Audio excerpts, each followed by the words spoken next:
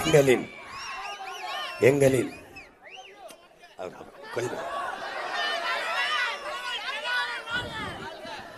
எங்களின் உயிரோடும் உணர்வோடும் கலந்து வாழுகின்ற அன்பு சொந்தங்கள் அனைவருக்கும் வணக்கம். இங்கே ஏமாற்றப்பட்ட இடத்திலிருந்துதான் பேரறிவியாக ஆற்றல் பெருக்கெடுத்து கொட்டும் என்று நம்முடைய ஐயா இறை என்பவர்கள் எழுதியது போல, நீண்ட காலமாக இந்த கட்சி ஆட்சி, இந்த கட்சியில் இருக்க தலைவர்கள், நம்மளால் தேர்வு செய்யப்பட்ட சட்டமன்ற உறுப்பினர்கள், அதை வைத்து இவர்கள் பெற்ற பதவி அமைச்சர்கள், இவர்களெல்லாம் நம்பி அவர்கள் கொடுத்த வாக்குறுதிகளை எல்லாம் நிறைவேற்றி விடுவார்கள். நம் வாழ்க்கை வளமையான வாழ்க்கையாக, ஒரு செழிப்பான வாழ்க்கையாக, வறுமை ஏழ்மையற்ற பஞ்சம் பசியற்ற ஒரு வாழ்க்கையாக மாறிவிடும். இந்த துயர துன்பங்கள் தூர போய்விடும். படித்த பிள்ளைகளுக்கெல்லாம் வேலை கிடைத்துவிடும் என்றெல்லாம் எண்ணி நம்பி ஏமாற்றப்பட்ட இனத்தின் பிள்ளைகள் இன்று வேறு வழி இல்லை என்று சகித்து கொண்ட இன மக்கள், அவர்கள் அழுது புலம்பியதை அருகிலிருந்து கேட்டு வளர்ந்த பிள்ளைகள், என்னப்பா செய்கிறது, வேறு வழி இல்லை, நம்ம வாங்கி வந்த வரோம், நம்ம விதிக்கப்பட்ட விதி, அவன் பிறந்த நேரத்தில் நம்ம பிறந்தோம், இப்படி பேசி புலம்பிய தாய் தந்தையனுடைய கவலையை கேட்டு வளர்ந்த பிள்ளைகள், இதையெல்லாம் சரி செய்ய முடியாதா, இந்த துன்ப துயரத்தை தூக்கி எறிய முடியாதா என்று, இந்த வலியும் வேதனையும் வடித்து விட முடியாதா என்ற ஒரு முடிவில் தான் இந்த களத்துக்கு வந்தோம். வழி இல்லை என்று சொல்லி கொண்டிருந்த என் பெற்றோர்களுக்கு முன்னாடி அவர்கள் பிள்ளைகள் நாங்களே ஒரு பெரிய வழியாக வந்தோம். எந்த வழி? திமுக, அதிமுக, திராவிடர்கள், இந்தியர்கள் அதெல்லாம் இல்லை, நாங்கள் தமிழர்கள் என்ற ஒரு தேசிய அடையாளத்துக்குள் பெருத்த வழியாக வந்தோம். இப்போது நமக்கு இருக்கிற பிரச்சனைகளை நீங்கள் சொல்லி முடியாது, தாளில் எழுதி முடிக்க முடியாது, அவ்வளோ பிரச்சனைகள் இருக்கு. எல்லாமே பிரச்சனை. என் முன்னாடி நிற்கிற என் சொந்தங்கள் அல்லது இந்த பேச்சை கேட்குற எல்லாருக்குமே தெரியும், எல்லாருமே பிரச்சனைகளோடு இருக்கும். ஏதோ ஒரு பிரச்சனை, சொத்தை அபகரிச்சு விட்டான், அல்லது படித்தவன் வேலை கிடைக்கல, இல்லை கடன் சுமை, இப்படி ஏதோ ஒரு பிரச்சனையிலே சிக்கி தவிக்கிறோம். ஒரு 5 ஆண்டுகள் ஆட்சியில் இதை சரி செய்ய முடியல அப்படின்னா பரவாயில்ல. 60 ஆண்டுகளாக மாறி ஆண்டவர்கள் பிரச்சனை தவிர நமக்கு வேறு என்ன தந்திருக்கிறார்கள்? பிரச்சனை, மேலும் பிரச்சனை, மென்மேலும் பிரச்சனை, அதிபயங்கர பிரச்சனை, இப்படி பிரச்சனைகளை கூட்டி கொண்டு தான் போயிருக்கிறார்கள் ஒழிய எது ஒன்றையும் தீர்த்து வைத்ததா இல்லை. அதிகாரமற்ற உங்கள் பிள்ளை, உங்கள் உடன் பிறந்தவன், ஒவ்வொரு போராட்டத்திலையும் பங்கேற்றிருக்கிறேன். வீடை இடிக்கிறானா ஓடி போய் நிற்பேன், நிலத்தை பறிக்கிறானா ஓடி போய் நிற்பேன், காட்டை அழிக்கிறானா ஓடி போய் நிற்பேன், எல்லா இடத்துலையும். அப்போது நீர்வழிந்தோட காவாயில் சிமெண்டா பூசுறானா ஓடி போய் நிற்பேன். எல்லா இடங்களையும், விளைநிலங்களை பறிக்கிற இடம், மீனவர்களை தாக்குகிற இடம், எல்லா இடங்களையும் போய் நின்று போராடி இருக்கேன். அப்போ ஒரு வலி வரும், அப்போ ஒரு கோபம் வரும். அம்மா வயதில் இருக்கிறவங்க ஓடி வந்து நெஞ்சில் சார்ந்து அழுகும்போது நான் கை கட்டி நிற்பேன். என் கண்ணுக்கு முன்னாடி என் தாய் கதறி அழுகிறத பார்த்தா ஒரு கோபம் வலி வரும் பாருங்க. நம்ம அப்பா வயதில் இருந்த பெரியவர் கையை பிடிச்சிக்கிட்டு, ஐயா இது எப்படியாவது சரி செய்யணுயான்னு, ஆனால் சரி செய்யணுங்கிற, என்னால் சரி செய்ய முடியும், சரி செய்யணுங்கிற வெறி இருக்கும், ஆனால் அதிகாரம் இல்லை. அதிகாரம் இருக்கிறவனுக்கு நோக்கம் இல்லை. இங்கே என்ன பிரச்சனை இருக்குன்னா, மக்களின் பிரச்சனைகளை முன் வச்சு நம்ம போராடுறோம். அந்த மக்களின் பிரச்சனையை கவனத்தில் எடுத்து அதை தீர்த்து வைக்காத போது மக்களுக்கு ஒரே ஒரு வழி தான் இருக்குது. என்ன வழி? அதிகாரத்தை மக்கள் கையில் எடுப்பதை தவிர வேறு வழி இல்லை. அதைத்தான் உங்கள் பிள்ளைகள் செய்ய நினைக்கிறோம். அதிகாரம் மிக வலிமையானதுன்னு அண்ணல் அம்பேத்கர் சொல்கிறாங்க. அதை படித்து வாய்ச்சி நேச்ச பிள்ளைகள் நாங்கள் பின்னாடி போய் அந்த அதிகாரம் என் மக்களுக்கானது என்பதை சேர்க்கிறோம். ஏன்னா அதிகாரம் இங்கே அண்ணர் சொல்கிறது மாதிரி அதிகாரம், இவர்கள் அதிகாரம் மக்களுக்கானதாக இல்லாமல் கொடுமையான அதிகாரமாக இருக்குது. போராடுற மக்களை, உரிமைக்காக போராடுற மக்களை சுட்டுக் கொள்கிறது, தாக்கி அழிக்கிறது, வழக்கை போட்டு குண்டாசில் உள்ள போடுறது, இந்த மாதிரியான ஆட்சி முறை ஒரு கொடுங்கோன்மையான ஆட்சி முறையாக மாறிடுச்சு. இப்போது இந்த முறை இருந்த அமைச்சர்கள் அல்லது இந்த முறை வென்று போன சட்டமன்ற உறுப்பினர்கள் இவர்களெல்லாம் கொடுத்த வாக்குறுதியில் எதை நிறைவேற்றியிருக்கிறார்கள்? ஒன்றுமில்லை, ஒன்றுமே இல்லை. நீங்கள் இப்படி பாருங்க, நல்ல ஆட்சி ஒருத்தன் கொடுத்துருந்தா நாட்டு மக்கள் இலவசத்துக்கு எதுக்காக எதிர்பார்க்கணும்? எதுக்கு மக்களுக்கு இலவசம் கொடுக்க வேண்டிய தேவை வருது? எதுக்கு? நல்ல ஆட்சி நான் கொடுத்தா நான் என் ஓட்டு காசு கொடுக்கணும்? நான் ஆட்சிக்கு வரல, நான் எதையும் என் மக்களுக்கு நல்லது செய்ய முடியல. ஆனால் பிரச்சனைகளுக்கு கூட இருந்து போராடி இருக்கேன். நான் வந்தால் இப்படி ஆட்சி செய்வேன்னு சொல்லியிருக்கேன், அவ்வளோதான். ஆனால் ஓட்டு காசு கொடுக்காம என் மக்கள் எனக்கு எப்படி 36 லட்சம் ஓட்டு போட்டாங்க? காசு கொடுத்தா தான் ஓட்டு போடுவாங்க நிலை அங்கே மாறுதா இல்லையா? அங்கே பொய்யாகுதா இல்லையா? சனம் காசு கொடுத்தா தான் போடும்னு நீ சொல்கிறியே, காசு கொடுக்காம எனக்கு எப்படி 36 லட்சம் போட்டாங்க? நான் என்ன பெரிய மந்திரி மகனா, இல்லை மன்னனின் வாரிசா, இல்லை ஜமீன் திவானா? சாதாரண மகன் தானே. அப்போது என் மக்கள் மேலே பழிய போடுறது தப்பு. நீங்கள் நல்லா கவனிச்சுக்கணும். இப்போ இதே புதுக்கோட்டை மாவட்டத்தில் நமக்கு என்ன வளம் இல்லை? ஏன் நம்ம வெளிநாட்டுக்கு வேலைக்காக போகணும்? ஏன் போகணும்? அவர் ஐயா எம்ஜிஆர் அவர்களுடைய படத்தில் விட என்ன வளம் இல்லை இந்த திருநாட்டில், ஏன் கையை ஏந்த வேண்டும் வெளிநாட்டில், எல்லாம் வச்சுக்கிட்டு நம்ம ஏன் வறுமை ஏழ்மையிலையும் பசி பட்டினிலையும் வேலையின்மையிலையும் இருக்கணும்? இங்கே பாரு, இப்போ சிங்கப்பூரில் நம்ம ஆளுகள்லாம் போய் வேலை செய்கிறோம். மலேசியாவில் நம்ம ஆளுகள்லாம் போய் வேலை செய்கிறோம். மலேசியாவில் கூட ரப்பர் தோட்டம்லாம் இருந்தது. இப்போ நமக்கு சிங்கப்பூரில் என்ன இருக்குது? மலை இல்லை, நிலம் இல்லை, காடு இல்லை, கரும்பு இல்லை, வாழை இல்லை, தென்னை இல்லை, பனை இல்லை, கடல் மட்டும்தான் இருக்குது, வெறும் கடல். அந்த கடல் ஒரு வளம் இல்லை. அதை வச்சுட்டு எல்லா நாட்டு இளைஞனுக்கும் வேலை கொடுக்குது. எப்படி? பசி இல்லையே எப்படி? பஞ்சம் இல்லையே எப்படி? வறுமை ஏழ்மை இல்லை எப்படி? கொள்ளை இல்லையே எப்படி அவன் கொடுக்க முடியுது? கல்வியில் உலகத்தில் 3வது இடத்துல இருக்கானே, தரத்தில் எப்படி? மருத்துவத்தில் சிறந்த இடத்துல இருக்கானே எப்படி? ஏன்னா நிர்வாகத்தில் ஊழல் லஞ்சம் இல்லை, அதனால அங்கே பசி பஞ்சம் இல்லை.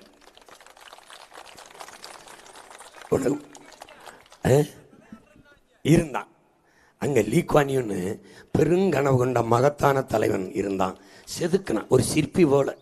அதே மாதிரி உன் மகன் பெரும் கனவு கொண்டு நிற்கிற என் தேசத்தை ஒரு சிற்பி மாதிரி செதுக்க. இது என் கனவு இல்லை, என் முன்னவர்கள் அந்த கனவை என் தலைவன் சுமந்து நின்னான்.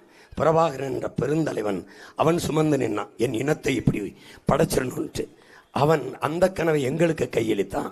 அதை சுமந்து கொண்டு உங்கள் பிள்ளைகள் நிற்கிறான். தலை சிறந்த நாடா நம்மளால் மாற்றி படைக்க முடியும். ஏன் என்ன இல்லை? கடல் இருக்குது, மலை இருக்குது, காடு இருக்குது, நிலம் இருக்குது, வளம் இருக்குது, நெல் இருக்குது, கரும்பு இருக்குது, வாழை இருக்குது, தென்னை இருக்குது, ஆடு இருக்குது, மாடு இருக்குது, கோழி இருக்குது, எல்லா வளமும் இருக்கு. அப்போ ஏன் என் வயிற்றில் பசி இருக்குது? ஏன் என் வீட்டில் வறுமை இருக்குது? ஏன்னா இங்கே நிர்வாகத்தில் ஊழல் லஞ்சம் நிறைஞ்சிருக்கு. இப்போ உன் மகன் வந்தா நீ இந்த புதுக்கோட்டையை விட்டு அறந்தாங்கியை விட்டு நீ ஆலங்குடியை விட்டு வேற இடத்துக்கு வேலைக்கு போக விடாமல் அங்கேயே அரசாங்க வேலை தரேன்ற புதுக்கோட்டை மாவட்டத்தில். இப்போ நம்ம மாவட்டத்தில் தமிழ்நாட்டில் அதிக யூக்கலிப்டஸ் இருக்கிறது நம்ம மாவட்டமும் என் ஊர் சிவகங்கையும் தான். என் ஊர் சிவகங்கை எங்கள் பாட்டை நாட்டை ஆளும்போது, நம்ம பாட்டி பாட்டெல்லாம் மருதுபாண்டி ஆளும்போது வேர்ல்ஸ் நம்மகிட்ட கூட அந்த குறிப்பு இல்லை, நமக்கு தான் வரலாற்று இல்லை, பதிவு இல்லை. வேர்ல்ஸ் அவன் ஒரு வெள்ளைக்கார துறை, அவன் எழுதுகிறான், அவன் வரலாறு இல்லை, அவன் குறிப்பில் பெரிய மருது எனக்கு வந்து ஆரஞ்சு பழத்தை பரிசாக கொடுத்தாரு, அந்த தோட்டத்தில் விளைஞ்சதுன்னு. அந்த ஆரஞ்சு பழத்தை நான் சாப்பிட்டேன், உலகத்தில் அது மாதிரி சுவையான ஆரஞ்சை நான் சாப்பிடலைன்னு சொல்கிறான்.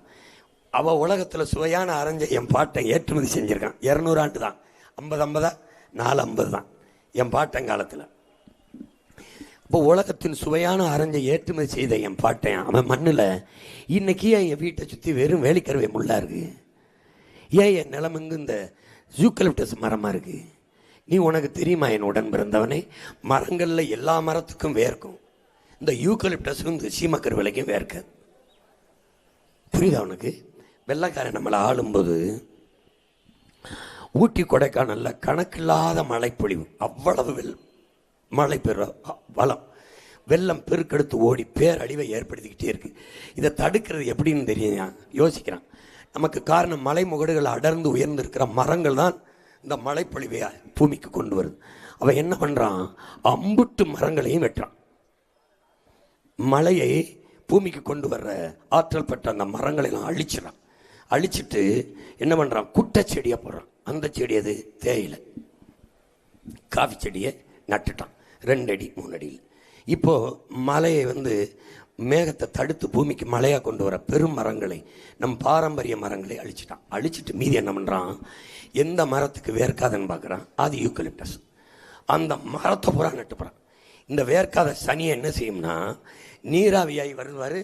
இந்த யூக்கலிப்டஸும் இந்த சீமக்கருவிலையும் ஆழத்தில் 40 அடியும் அகலத்தில் 40 அடியும் தண்ணீரை உறிஞ்சி பெறும். பூமிக்கு கீழே தண்ணியை வைக்காது. இந்த கருமை முளைச்சிருக்க இடத்துல நிலத்தடி நீர் தன்மை கற்றும், சுவை தெரிஞ்சிடும், மாறிடும். உனக்கு புரியுதா நான் சொல்கிறது? மாறிடும். இவன் என்ன பண்ணுவான்னா, இந்த இந்த இந்த நிலத்தடி நீரை புரிஞ்சுறதோடு இல்லாமல் இதுக்கு அறிவியலில் பேர் வச்சுருக்கான், மரங்களின் பிசாசு. அதுக்கு பேர் என்ன? பிசாசு. இந்த என்ன பண்ணுவான்னா, நீ வேணா அந்த சீமக்கருவிலை கீழே பசுமாடை கட்டிக்கிட்டே போட, அது கருத்தரிக்காது. கருத்தரிச்சாலும் கலைஞ்சு போயிடும். அவ்வளவு, அதில் எந்த தேனியும் கூடு கட்டாது. ஒரு கொடுமையான ஒரு மரம் அது. அதுக்கு என்ன பண்ணிட்டான், இந்த சீமக்கருவிலைக்கு இதுக்கும் வேர்க்காதனால இந்த கடல்ல இருந்து நீராவி அப்படி மிதந்து வருது, இதை உறிஞ்சி சாப்பிட்டு போகிறோம். உறிஞ்சி சாப்பிட்றதுனால மேகமாகவே மாறாமல் தடுத்து போகிறோம். மேகம் உருவானதான மழை பெய்யும். ஏற்கனவே நம்ம வறண்டு கிடக்கிறோம். இதில் சீமக்கருவிலை யூக்கலிப்டஸும் நீராவியை உறிஞ்சிடுச்சுன்னா மேகம் இப்படி வரும், மழை இப்படி வரும், வறண்டது மேலும் வறண்டுது. இப்போ இந்த யூக்கலிப்டஸ் ஏன் வளர்க்குறாங்க? பேப்பர் மில்லு, அதில் இருந்தால் பேப்பர் தயாரிக்கும். என்னத்தின் எழுதி படித்து கிழிச்சா நீ பேப்பர் கொடுத்து. இப்போ நாம் என்ன செய்கிறோம், வந்த உடனே போர்க்கால நடவடிக்கையில் 2 மாதத்தில் மொத்தமாக இந்த தூக்கி எடுத்துகிறோம். சீமக்கருவிலை இந்த யூக்கலிப்டஸை எடுத்துகிறோம். அதை வெட்டி அழிக்க அரசாங்க வேலை பிள்ளைகளுக்கு எடுத்துட்டு மாற்று மரங்களை நடுறோம். 10 ஆண்டு பசுமை திட்டம், பல கோடி பனை திட்டம், சட்டம். அதில் பல ஆயிரக்கணக்கான பேருக்கு வேலை, படித்தவன் படிக்காதவன் எல்லாருக்கும். ஒன்றில் மரக்கண்டை நடணும், வளர்க்கணும். இப்போ யூக்கலிப்டஸ் இருக்கிற இடத்த பூரா அழிச்சிட்டேன்னு வச்சுக்கோங்க. தமிழ்நாட்டில் இல்லை, சிறந்த சுவையான பலா எங்கே விளையும்னா புதுக்கோட்டையில் தான் விளையும். போடுறோம், பலாவை போடுறோம், பலா போடுறோம், மா போடுறோம், வாழை போடுறோம், தென்னை போடுறோம், கருப்பு போடுறோம், எல்லாம் போடுறோம். போட்டு வச்சுக்க போட்டு இங்கே வரி எப்படின்னா நான் தான் எல்லா மாவட்டத்தில் இருக்க பலாவையும் சாப்பிட்டு பார்த்துருக்கேன்ல. புதுக்கோட்டை பழம் தான் சுவையாக இருக்கும்.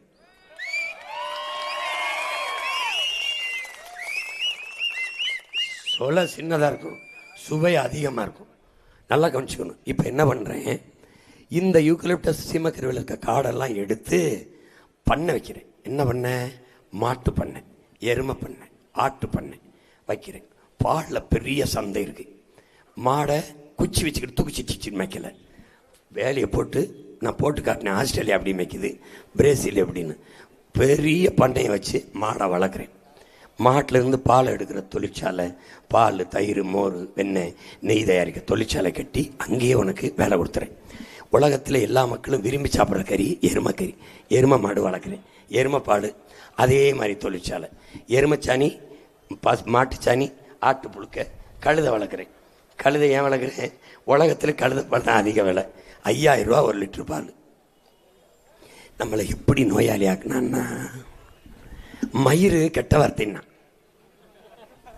சிரிக்காத, கெட்ட வார்த்தைன்ட்டான்.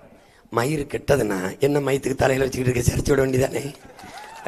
இல்லை, உன் உடம்புல எங்கெங்கே உயிர் உறுப்பு முக்கியமாக இருக்கும், மூளை, இதயம், எங்கெங்கே உயிர் உறுப்பு இருக்கோ அங்கெல்லாம் முடி இருக்கும்.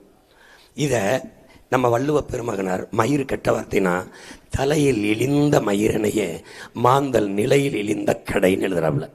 உன் வேதமே மயிருன்னு சொல்லுது.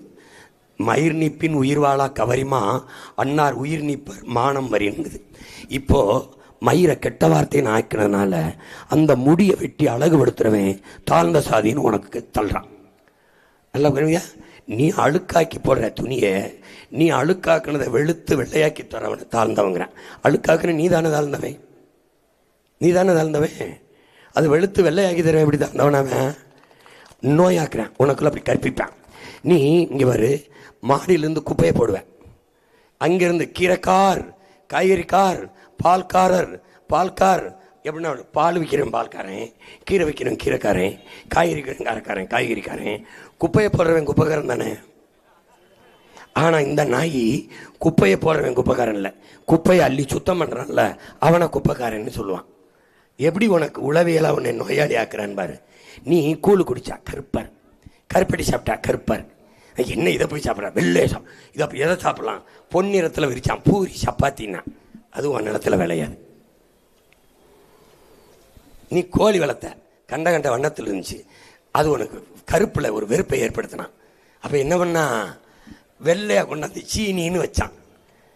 வெள்ளையா கோழி வெள்ளை, பன்னியா வெள்ளை, எல்லாம் வெள்ளை வெள்ளை வெள்ளை. அந்த வெள்ளையால் தான் பெரிய தொல்லை நமக்கு. போட்டு விட்டு நம்ம கருப்பட்டி நாட்டு சர்க்கரையில் சர்க்கரை உடம்புல ஏறலை, இந்த சீனியில் கண்ட கண்ட கெமிக்கலை போட்டு உருவாக்குனால டக்குன்னு சுகர் ஏறிடுது. உனக்கு புரியுத? இப்போ சர்க்கரை ஏற்றி விட்டு சர்க்கரை நோய்க்கு மருந்தை அவன் கண்டுபிடிச்சி விற்றுக்கிட்டு இருக்கான். இப்போ நோய் அவன் பரப்புறான், மருந்தை அவன் கண்டுபிடிச்சி ஆவாரம் பார்க்குறான். இந்த மாதிரி உளவியலாக நமக்கு ஒரு நோயை நிறக்க வரிச்சியை தள்ளலாம், அப்படி ஒன்று ஒன்றா தள்ளலாம். அதில் நமக்கு படிக்காதவனை நீ ஆடு மாடு மேய்க்கத்தான் லாய்க்கு, நீ எருமை மேய்க்கத்தான் லாய்க்கு, நீ பன்னி மேய்க்கத்தான் லாய்க்கு. நீ நம்புனா நம்பாது போ. ஒரு பன்னி 30,000க்கு விற்கிது. நம்மளை வேணா அது 30,000 கொடுத்து வாங்குவானா?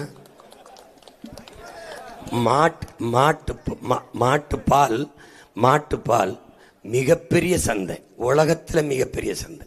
பால் இருந்தால் ஒரு நாடு பசியை சந்திக்கும். ஏன்னா பால் முழுமையான உணவு. தாயின் மாரில் பால் மட்டும்தான் குடித்தோம், கழிவு வரும். வேறு எந்த திரவ உணவை நீ குடிச்சு பாரு, கழிவு வராது. கழிவு வராது. பழச்சாறு குடி அல்லது இளநீர் குடி அல்லது கரும்பு சாறு குடி, வராது. பால் குடி, கழிவு, முழு உணவு, முழு புரதச்சத்துள்ள உணவு. அப்போ பால் இருந்துச்சுன்னா பசி இருக்காது. இப்போ நம்ம என்ன பண்ணுறோம், ஆடு மாடு மேய்க்கத்தான் லாய்க்குன்ட்டான். மாடு ஆடு இல்லை, மொபைல் பேங்க், நடமாடும் வங்கிங்கிறான் உலக அறிஞன் போகிறான். ஒரு ஆடு 1,00,000 ரூபா, 10 ஆடு 10 லட்ச ரூபா ஃபிக்ஸட் டெபாசிட். அது தெரியாமல் ஆடு மாடு வளர்க்குறது அவமானம்ங்கிறான். ஆனால் படிச்சுவிட்டு எம்எஸ்சி எம்பி டாஸ்மார்க்கில் சாராயம் விற்று கொடுக்குறான்ல குவார்ட்ரு, அவன் அங்கே போய் கவர்மெண்ட் வேலை பார்க்குறான். சாப்பாடு போடுறேன் ஆத்தால பையன் விவசாயி அரசு வேலையாக்குறேன்னா சிரிக்கிறான். என்ன விவசாயம் பார்க்க சொல்லிட்டாப்புல, படித்தவன் செய்கிற வேலையா? இப்போ படித்தவனுக்கு பசிக்கக்கூடாதுல்ல, படிச்சுட்டா உனக்கு பசிக்கக்கூடாதுல்லப்பா. ஏன் பசிக்குது? படித்தவன் படிக்காதவன் செய்கிற வேலைங்கிறத அண்ணன் என்ன பண்ணுறேன், செருப்பை வச்சு அடிச்சு தகர்த்துட்டு படித்தவனும் செய்யணும்டா. விவசாயம் தொழில் இல்லடா, எங்கள் வாழ்க்கை முறையிடா. உலகத்து உயிர்களின் தேவை உணவு தேவைடா, உயிர் தேவைடா, உணவு தேவை. அதை முன்னிறுத்தி பொருளாதாரத்தை கட்டிடுறேன். எந்த பயலும் என்னை தோக்கடிக்க முடியாது. ஏன்னா என்கிட்ட கரும்பு இருக்குது, கரும்புலேருந்து சர்க்கரை, நாட்டு சர்க்கரை, சர்க்கரையிலேருந்து சாப்பிட்ற தட்டு, சர்க்கரையிலேருந்து தாள், அங்கேருந்து எத்தனால் பெட்ரோல், இத்தனை இண்டஸ்ட்ரி புதுக்கோட்டையில்.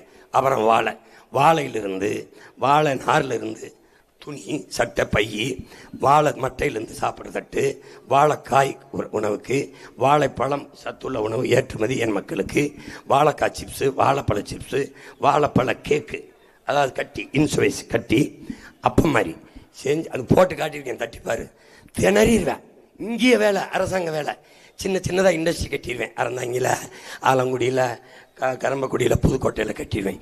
நீ இங்கேருந்து திருச்சி கூட வர வேண்டியதில்லை. மாடு மேய், நீ பாட்டுக்கு இந்த ரோட்டில் நடந்து போனீங்கன்னு வச்சுக்க, மாடு, ஆடு, பண்ணை, விவசாயம், நாட்டுக்கோழி, பட்டுப்பூச்சி வளர்த்துக்கிட்டு இருப்பேன், தேனீக்கள் வளர்த்துக்கிட்டு இருப்பேன். பொட்டல்னு எதுவும் இருக்காது. நீ உன் தேகத்தில் தேமல் விழுந்தா அப்படி இருக்கும், திட்டா மேலே பறந்து பூமி பார்த்தீங்கன்னா இந்த நாடு முழுமைக்கு நீர் திட்டாக இருக்கும், நீர் தேமலாக இருக்கும். 10 ஏக்கரில் குளம், 2 ஏக்கரில் குட்டை, 2 ஏக்கர் ஏரி, 50 ஏக்கரில் ஏரி, குட்டை, குளம் வெட்டி போட்டு நீரை தேக்கி நான் பாட்டுக்கு விவசாயம் பண்ணி பசிங்கிற சொல்லை இல்லாமல் ஒழிச்சிடுவேன். வேலை இல்லைங்கிற சொல்லுக்கு வேலை இல்லாமல் ஒழிச்சிடுவேன். வறுமை, ஏழ்மை ஒன்றும் கிடையாது, எல்லாருக்கும் வேலை. பலாவாக வளர்ப்பேன், இருக்கிற பலாவை பயன்படுத்துவேன், மறுபடியும் நட்டு வளர்த்து பலாவிலேருந்து தொழிற்சாலை, பலாவை பயன்படுத்தி வைக்க. அந்த பருவத்துக்கு மட்டும்தான் பலா கிடைக்குன்னு நினைக்காத, எல்லா காலத்துக்கும் தருவேன். சேமிப்பு கிடங்கு, குளிரூட்டப்பட்ட பதப்படுத்தப்பட்ட சேமிப்பு கிடங்கு வச்சிருவேன். அழகாக உலக நாடுகளுக்கு ஏற்றுமதி செய்வேன். அதுலேருந்து சிப்ஸு, அதுலேருந்து ஊறுகாய். நீ சாப்பிட்ருக்கியா பலாப்பழ சிப்ஸு? நான் சாப்பிட்ருக்கேன். அப்பளம் சாப்பிட்ருக்கியா? பலாப்பழம் நீ செய்ய. நான் ஒரு நம்பர் என்ன தாரேன். பண்ருட்டியில் நம்ம ஐயா ஒருத்தர் பலாப்பழத்தில் இருந்து அப்பளம், ஊறுகாய், சிப்ஸு, பலாப்பழத்தை தேனில் ஊற வச்சு ஒரு போத்தலை அடைச்சி கொடுத்துருவாப்புல. பலாப்பழத்தை நல்லா காய வச்சுட்டு தேனில் ஊற போட்டு போத்தலில் 4 துண்டு 5 துண்டு வச்சா கொள்ள காசு. இப்போ நம்ம அதை செய்ய முடியாதா? அவர் வீட்டில் செய்கிறத நம்ம நாட்டில் செய்ய முடியாது, புதுக்கோட்டையில் செய்ய முடியாது, நம்ம செய்யலாம். அதை நீ செய்ய மாட்ட. எப்போ செய்ய வருவாய்னா கவர்மெண்ட் வேலை, அரசு வேலை, வந்துடுவ நீ. அதனால் வளர்க்குறேன், மாவுலேருந்து தொழிற்சாலை, மாவடு ஊறுகாய், மாம்பழ பதப்படுத்த சேமிப்பு கிடங்கு, மாம்பழத்திலிருந்து மாம்பழக்கூழ், மாம்பழம் எல்லாம் தனித்தனியாக இண்டஸ்ட்ரியை கட்டி வாழ்விடத்திலே உனக்கு அரசு வேலை. நீ கவலையே விடாது. இவங்க எவனும் கொடுத்த வாக்குறுதியை காப்பாற்ற மாட்டான். ஏன்னா இவன் நம்மளை ஏமாற்றணும்னு வந்தவன். உங்கள் பிள்ளைய இந்த நிலையிலிருந்து மாற்றணும்னு வந்தவன். 2க்கு வித்தியாசம் இருக்குது, புரிஞ்சுக்கணும். போட்டு குழப்பிக்கிறக்கூடாது. ஏற்கனவே அமைச்சராக இருந்தவர்கள், ஏற்கனவே சட்டமன்ற உறுப்பினராக இருந்தவர்கள் என்ன செய்தார்கள்?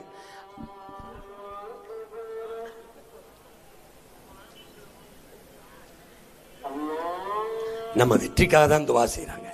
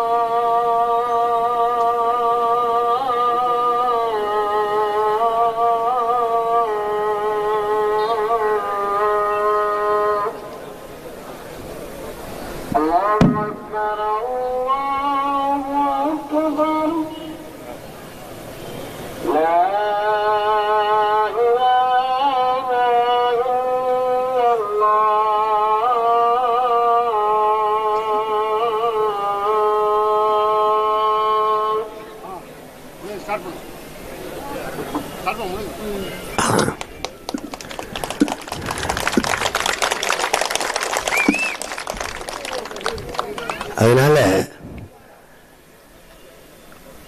இந்த களத்தில் என் அன்பு சொந்தங்கள், என் அருமை உடன் பிறந்தார்கள் கவனிக்க வேண்டியது,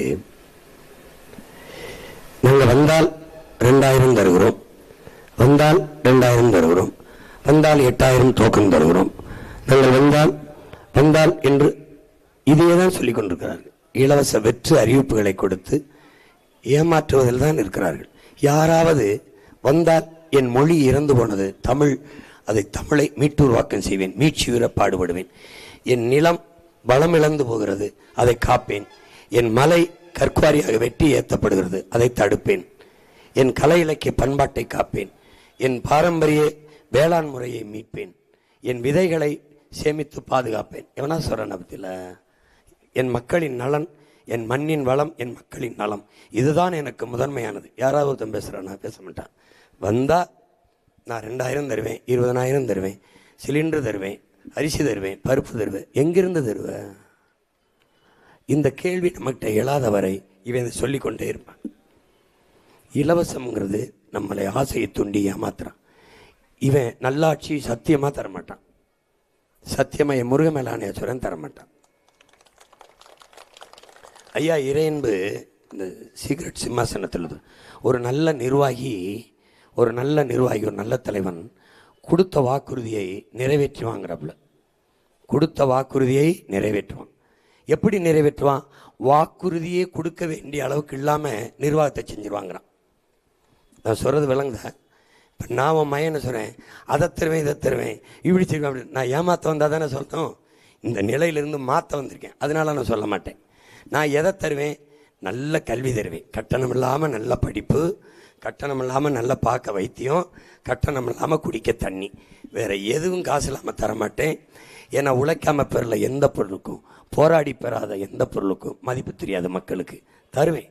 தரமாக தருவேன், தடையின்றி தருவேன், சமமாக தருவேன், எல்லாருக்கும் தரேன். கல்வி, மருத்துவம், குடிநீர், இது 3ஐயும் கட்டணம் இல்லாமல் உங்களுக்கு தாரேன், உலகத்தரத்துக்கு தாரேன். மறுபடி படிப்பு படிக்கலை, எல்லாருக்கும் அரசு வேலை தாரேன். கல்வி, கல்விக்கேற்ற வேலை, வேலைக்கேற்ற சம்பளம், அதை கொண்டு வாழ்கிற மதிப்புமிக்க வாழ்க்கையை உங்களுக்கு தாரேன். இதுதான் செய்ய முடியும். ஒரு நாட்டை ஆளுகிறவன் இப்படி தான் செய்ய முடியும். நீங்கள் உன்னை ஏமாத்துறவன் எதை வேணாலும் சொல்லி ஏமாற்றலாம். என்னாலே முடியும், என்னாலே முடியும். ஆனால் நான் சொன்னால் நீ நம்ப மாட்டேன். நான் வீட்டுக்கு ஒரு ஹெலிகாப்டர் தாரேங்கிறேன், நீ ஏற்க மறுக்கிற. இப்போ ஹெலிகாப்டர் வேணுமா வேணாமா சொல்லு? வேணாமா? அதெல்லாம் வேணாம்ங்கிற. நான் தரேன்னு தான் சொல்கிறேன், வேணாம்ங்கிற. ஒவ்வொரு குடும்ப பெண்களுக்கும் ஒவ்வொரு கிலோ தங்கம் தரேன். வேணுமா வேணாமா? வேண்டாம். இதே வேண்டாமே எங்கே போடணும்? 8000 டோக்கன் வேண்டாம், ஏமாற்றி பிழைக்க வேண்டாம். இந்த போட்டின்னு வச்சுக்க சதறிடுவான். ஒரு தடவை இலவச அறிவிப்பு, ஓட்டுக்கு காசு, இதையெல்லாம் பொருள்படுத்தாமல் ஓட்டை மாற்றி போட்டினா நாடு அப்படி தலைகிற மாதிரி இருக்கும். இப்போ நீ போட்டி தேர்தலில் யாருக்கு பிரச்சனைகளை பூரா தந்தவன் இந்த பக்கம் நிற்கிறான். பிரச்சனைகள் தீர்க்கணும் வந்தால் உன் பிள்ளை ஒரு பக்கம் நிற்கிறான். இலவசம்னு சொல்கிற 3 பேரும் இங்கிட்டு நிற்கிறான். இலவசம் தரவே மாட்டேன், காசு இல்லாமல் 3 தான் தருவேன், கல்வி, மருத்துவம், குடிநீர், வேறு எதுவும் தரமாட்டேன் அப்படின்னு சொல்கிற உங்கள் பிள்ளை இந்த பக்கம் நிற்கிறோம். வாக்குக்கு காசு, பணத்துக்கு வாக்கு, இனத்துக்கு தூக்குங்கிறோம். அங்கே மாண்புமிக்க ஜனநாயகம் கொலை செய்யப்பட்டு கேடுகட்ட பணநாயகம் பிறந்துடும். அப்போது பணம் இருக்கிறவன் தான் அரசியல் செய்ய முடியும்னா பணக்காரனுக்கான அதிகாரம் தான் உருவாகும். பாமர மக்கள், உழைக்கும் மக்கள், பாட்டாளி வர்க்கத்துக்கு அதிகாரம் வராது. முதலாளிக்கு அதிகாரம் வரும், மக்களுக்கு அதிகாரம் வராது. அப்போ அதை மாற்றணும்னு நினைக்கிறோம். அப்போ கேடுகட்ட பணநாயகமா, மாண்புமிக்க ஜனநாயகமா? நீங்கள் எந்த பக்கம்? போட்டி இது ரெண்டுக்கு தான், புரியுதா? அப்போ இதில் இருந்து நீங்கள் என் மக்கள் தெளிந்து இந்த தேர்தலை நல்லபடியாக பயன்படுத்திக்கணும். எப்படி? பொண்ணு பார்க்க போனால் நல்ல பொண்ணு, மாப்பிள்ளை பார்க்க போனால் நல்ல மாப்பிள்ளை, ஆடு வாங்க போனால் நல்ல ஆடு, கறி வாங்க போனால் அருமையான கறி, மீன் வாங்க போனால் நல்ல மீன், அப்போது சேலை வாங்க போனால் நல்ல சேலை, சட்டை வாங்க போனால் நல்ல சட்டை, செல்ஃப் வாங்க போனால் புதுசு நல்ல கார், எல்லாத்துலேயும் நல்லது. ஆனால் இந்த நாட்டை ஆளுற தலைவனில் மட்டும் பூரா அநியாயம் பிடிச்சவன், அக்கிரம் பிடிச்சவன், தற்குறி பைய, தருதலை பைய, இவனையா எந்த ஒன்று. ஏய், நீ படிச்சிருக்க தானே? 4 பேர் முதலமைச்சர் நிற்கிறான்ல போட்டியில். எவனாவது ஒருத்தன் உன் பிரச்சனையை மனதிலிருந்து பேசி பார்த்துருக்க? உன் வழியே அவனுக்கு இல்லைன்னா அவன் மொழியெலாம் எப்படா வரும்? பார்த்து படிக்கிறானடா. நான் வந்தால் மலையில் நின்று இவன் எப்படியாவது பேச்சு தாளு கரைஞ்சி போயிடும், படிக்க முடியாது. 2வது, மக்களின் பிரச்சனைகளை மனத்திலிருந்து பேசணும். அவங்க வழியை தன் காயத்திலிருந்து உணர்ந்து பேசணும். தலையிலிருந்து பேசணும், தாளிலிருந்து பேசக்கூடாது. புரியுதா? நீ இந்த 3 பேர், ஐயா எடப்பாடி, ஐயா ஸ்டாலின், தம்பி உதயநிதி, தம்பி விஜய், 3 பேரும் பார்த்து படிக்காமல் பேசிட்டா எனக்கு போடாத, அவங்களுக்கு போட்டு. தலைவனை தேடு, திரையரங்கில் இல்லை. திரையில் இல்லை, தரையில், பொழுதுபோக்கு தளத்தில் இல்லை, போராட்ட களத்தில் தேடு. உனக்குன்னா ஒருத்தன் ஓடி வருவான். எவன் ஓடி வருவான்னு பாரு, எவன் ஓடி வருவான்னு பாரு. நான் நிற்காத போராட்டம் ஏதாவது சொல்லு, நிற்காத போராட்டம். இந்த போராட்டத்துக்கு சீமா வரலைன்னு சொல்லு, சொல்லு. எல்லா போராட்டத்திலையும் பங்கேற்றிருக்கேன். ஆனால் போராடலாம் என்னை கூப்பிடுவேன், ஓட்டை மட்டும் அவங்களுக்கு போட்டுருவேன், என்னை தூக்கி ரோட்டில் போட்டுருவேன். 10 வருஷமாக தானே பண்ணிருக்க. இனிமேல் என்னை நீ தோக்கடிக்க முடியாது. ஏன்? பழகிட்டேன். 16 தோக்கடிச்சா திருப்பி எந்திரிச்சு வந்தேன், 19 தோக்கடிச்சா திருப்பி எந்திரிச்சு வந்தேன், 21 தோக்கடிச்சா திருப்பி எந்திரிச்சு வந்தேன், 24 தோக்கடிச்சா திருப்பி எந்திரிச்சு வந்தேன், 26 ரொம்ப திமிரோடு வந்தேன். எப்படி? கொஞ்சம் கொஞ்சமாக வளர்ந்து வளர்ந்து வளர்ந்து 3வது பெரிய அங்கீகரிக்கப்பட்ட கட்சியாக வந்து நின்ட்டேன். இப்போ நம்ம வாக்கு எதில் இருக்குவோம்? வாக்கு பெட்டியில் இந்த இடத்துல இருக்கு, 2வது. வாக்கட 2. இப்போ எங்கள் 3 பேருக்கு 2, எனக்கு காரைக்குள்ள 2, நிறையா பேருக்கு 1. இதுக்கு முன்னாடி என் நிலைமை தெரியுமா? எங்கள் நிலைமை 3வது 4வது பெட்டியில் வைப்பான், நாங்கள் தேடிக்கிட்டு தெரிவோம். இந்த வாட்டி நீ தப்பிக்க முடியாது, பெட்டியிலே வைக்கணும். ஆமாம். ஏன் வந்து 1ல் வச்சுருக்கான் விவசாயிய? அவன் தான் நம்பர் 1 இருக்கணும் நாட்டில், அவன் தான் முதல்ல இருக்கணும். அதனால் விவசாயி நீ ரொம்ப தேட வேண்டியதில்லை. இந்த மூஞ்சியை பார்த்துக்க, கொஞ்சம் கருத்து இருக்கு. எங்கடா சின்ன? அது நானே தான்.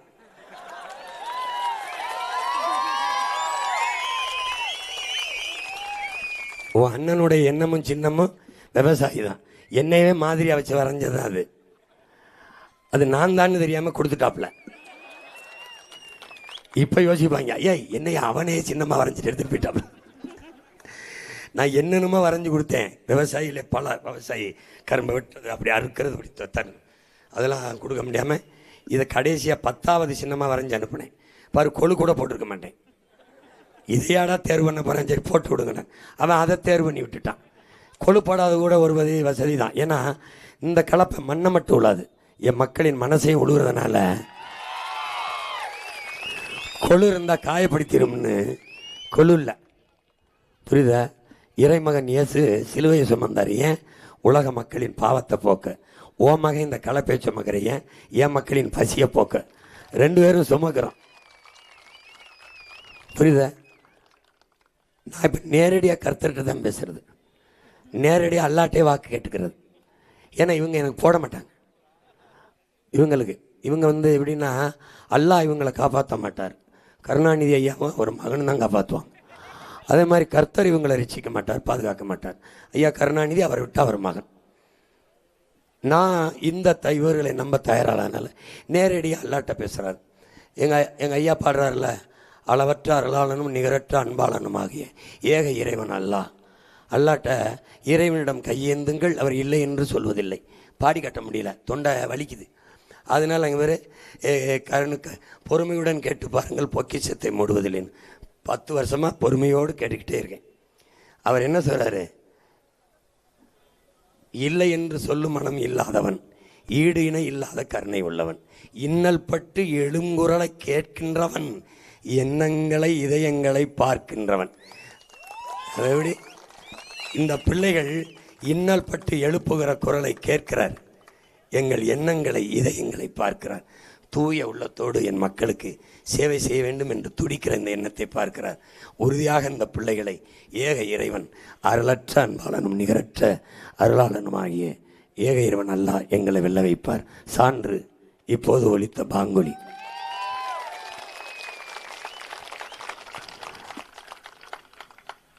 தந்தையார் செய்த தச்சு தொழிலையே தைமயனும் செய்தாரே, தங்க உழவர்கள் உழுதிட கலப்பைகள் செய்து கொடுத்தாரே என்கிறாங்க. யார்? இறைமகன் இயேசு. உழவர்கள் உழுவதற்கு கலப்பைகள் செய்து கொடுத்தாருன்னு. அவர் கொடுத்த ஒரு கலப்பையை தான் ஓ மகன் தூக்கிட்டு தூக்கிட்டு வாரேன். அவரே சொல்கிறார், நிலங்களை உழுவது போல் உள்ளத்தை ஒழுங்கள் என்று உலகவிதா சொன்னபோது ஊராரின் ஐயமதில் இயேசு ஒன்றாக கலந்து விட்டார்னு. அந்த கலப்பை தூக்கிட்டு நிலத்தையும் உழுது, என் மக்களின் மனத்தையும் உழுது, மகத்தான ஒரு மாற்று அரசியலுக்கான புரட்சி விதையை வீதியெங்கும் நிலமெங்கும் மக்கள் மனமெங்கும் வீசிக்கொண்டே வருகிறேன். முளைக்கிறது, கணக்கில்லாமல் முளைக்கிறது. மாற்றத்திற்கான விதை முளைத்து கொண்டே இருக்கிறது. மண்ணில் புரட்சி வருவதற்கு முன்பு மக்களின் மனத்தில் புரட்சி வர வேண்டும். நான் மாறிவிட்டேன். ஊழல் லஞ்சத்திற்கு எதிராக உண்மையும் நேர்மையுமாக நான் வாக்கைக்கு காசை வாங்கி கொண்டு வாக்கு செலுத்துவதில்லை என்று, நல்ல ஆட்சி மலர வேண்டும், நல்ல அரசியல் வர வேண்டும் என்று நான் மாறிவிட்டேன். இந்த மாற்றத்தை என்னிலிருந்து தொடங்குகிறேன். என் முன்னில் நிற்கிற என் உடன் பிறந்தார்கள், உங்களிலிருந்து தொடங்குங்கள். நம்மிலிருந்து தொடங்குவோம். இந்த அறந்தாங்கி ஆலங்குடியிலிருந்து தொடங்குவோம். புதுக்கோட்டை பேரில் மட்டும் கோட்டை இல்லை, புதிய அரசியல் மாற்றத்தின் கோட்டை என்பதை உலகத்திற்கு காட்டுவோம். மதிப்புமிக்க வாக்கை, உங்கள் மதிப்புமிக்க வாக்கை என் அன்பு சொந்தங்களே, என் ஆருயிர் தம்பி தங்கைகளே, இந்த அறந்தாங்கி தொகுதியிலே போட்டியிடுகிற என் அன்பு தங்கை முத்துலட்சுமி செல்வரத்தினம் அவர்களுக்கு விவசாய சின்னத்தை வாக்கு செலுத்தி நீங்கள் வெற்றி பெறுங்கள். நீங்கள் ரெட்டலைக்கு செலுத்தி, கைக்கு செலுத்தி தோற்று போனீர்கள், அவர்கள் வென்றார்கள். உதயசூரனுக்கு செலுத்தினீர்கள், அவர்கள் வென்றார்கள், நீங்கள் தோற்றீர்கள். முதன்முறையாக விவசாயிக்கு செலுத்தி இந்த ஆலங்குடியில் என் அன்பு தம்பி ராஜாராமன் அவர்களுக்கு நீங்கள் விவசாய சின்னத்தில் செலுத்தி நீங்கள் வெற்றியடைங்கள். உங்களுக்கான அதிகாரத்தை நிறுவுங்கள். உங்கள் வாக்கால் உங்களுக்கான அதிகாரத்தை, உங்கள் பிரச்சனைகளை கேட்க, தீர்க்க உங்களுக்கான அரசியலை, அதிகாரத்தை நிறுவுங்கள். புரட்சி எப்போதும் வெல்லும். நம் வெற்றி அதை சொல்லும். இலக்கு ஒன்றுதான் இனத்தின் விடுதலை. இனம் ஒன்றாவோம், இலக்கை வென்றாவோம். தமிழ்தாய் வாழ்க, தலைவர் பிரபாகரன் வாழ்க. என் தங்கை முத்துலட்சுமி செல்வரத்தினம் வெல்க. என் தம்பி ராஜாராமன் வெல்க, வெல்க, வெல்க. நன்றி வணக்கம். நாம்